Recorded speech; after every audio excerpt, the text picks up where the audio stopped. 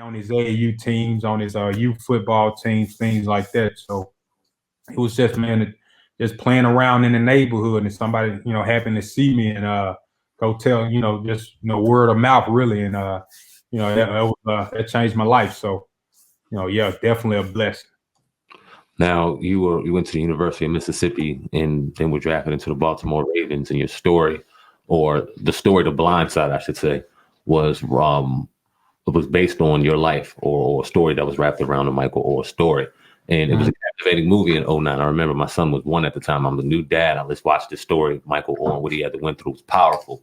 And then 2020 comes around, 2021, and I'm reading a story about how that you didn't like the story, and that wasn't even a true depiction of your life. And then I started getting into the real reasons why, and I'm like, wow, I'm glad we got a platform that we can reach out and talk to this brother personally, because I would love to hear the true story on the movie, what you thought of it, and then your real life and how it should have been depicted in your opinion. Well, I think you probably saw one of those clickbait stories, man. Okay. At the same time, the blind, coming from where I came from, man, it's a true honor and a blessing to have, some of that magnitude made after you. And the thing where I'm looking at it now in today, man, 2021, it inspires so many people, behind me to take them, to help them, man, get a vision where, man, if he did it, I can do it, because I'm in the same situation, right? So the thing about it is, I've said some things as well. When you worked as hard as I did, man, the things that I did to get out of the situation that I was in, and then, at 17, 18 years old, I worked up, growing up, having to deal with, the things you got to deal with in the neighborhood, the people you got to deal with, the homelessness, to all the struggles, man, that you go through, right? So then to have the credit go to somebody else when you did this 17, 18 years old, so that kind of rubs you the wrong way. It rubs me the wrong way, But the thing about it is, it's still changing lives. It's still, it shaped me who I am. That's that's always been my main problem about the entire situation, where, I struggled, I battled, from day in, day out, man. The time I was 11, 12 years old, getting up on my own, going to school, when I could have dropped out in 6th, 7th grade, man. And when somebody else get that credit, yeah, it pisses you off. It pissed me off. But like I said, man, now you got to see the bigger picture. You can't be that dumb guy who they really depicted you off right. So you got to be smarter, man. You got to make the moves and, elevate and go change a lot of people's lives, a lot of these young kids' lives, what I'm doing now, and turn that into a positive. So at the end of the day, like I said, man, it's across the world. That's a blessing. And, another problem, man, sports, got me out of this situation, not movies, So I knew a movie or anything like that couldn't get the job done, on the field. So that's why I shied away from a lot of that as well, because I was out there, man, you got to grind. You got to grind 24/7, and that's what I was doing. And, everybody else want that.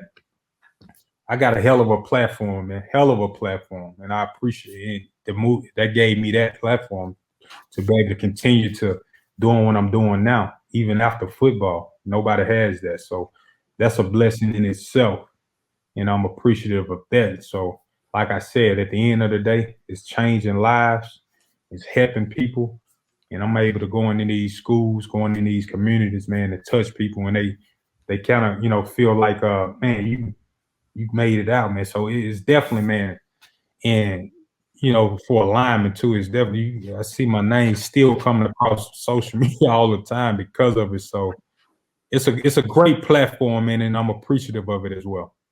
Now, you in a story that I read, it was talking about a lot of racial undertones that you dealt with personally that weren't depicted in the movie. Was that true or false? racial under. Well, I mean, I'm not sure what you mean by what do you mean by that first? There was a lot of things that you may have dealt with from as a black man in real life that depicted in the movie, and you felt as though this is per the story that wasn't portrayed enough on screen, that a struggle as a black man wasn't portrayed enough on screen, and the power of a black man wasn't on the screen as much as you would have liked. That's what was read or written in the story. Well, the thing is, man, I'm gonna go back. You know, I ain't gonna get too deep into it.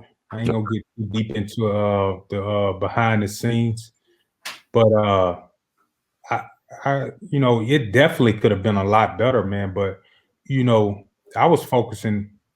You know, I had just got drafted, and you signed the rights over.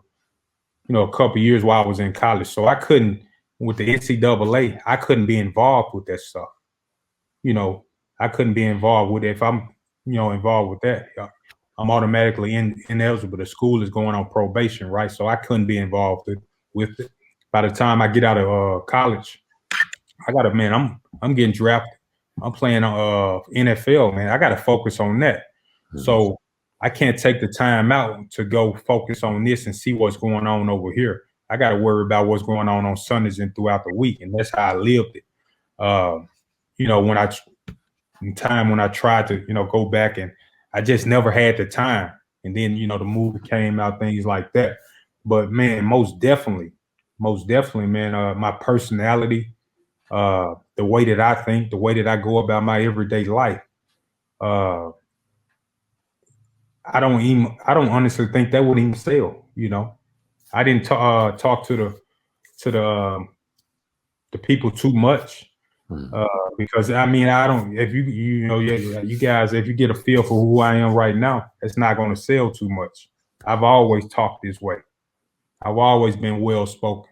I've always went to school on my own. Ain't nobody had to save me, man. So will that sell in America? You think? I don't think so. So they got to do what they had to do. What they had to do. But at the end of the day, man, it's about me being smarter now and correcting a lot of that stuff. And I got some stuff going on where it'll be some good stuff. So yeah, I mean, the way that I think, man, the way that I rep my people, most definitely get pissed off. But what I'm learning, man, the last couple of years, you got to forgive, you got to move on in order to elevate. So that's the thing. What's your thoughts on the lack of black NFL head coaches and GMs? It's been a lot of, chatter all over the league. Like, these black coaches are not getting a fair shake. You played in the NFL. What's your thoughts on that from your perspective? Man, the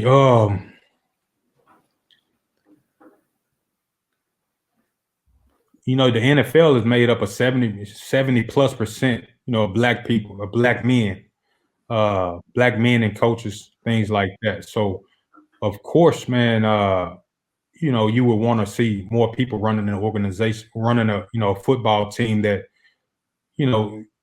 if you're a player, man, you want to be able to, because a lot of the times in these kind of situations where you got to defer to, go talk to somebody you can't relate to, as relating to a younger coach or somebody who's been in your situation. A lot of the times, you got to go talk to somebody else, and then they got to, try to translate what you're talking about, and this and that. So, it gets kind of difficult. So, of course, especially, man, with the times now, it has to change, man. A lot of the stuff has to change with the times we're in. But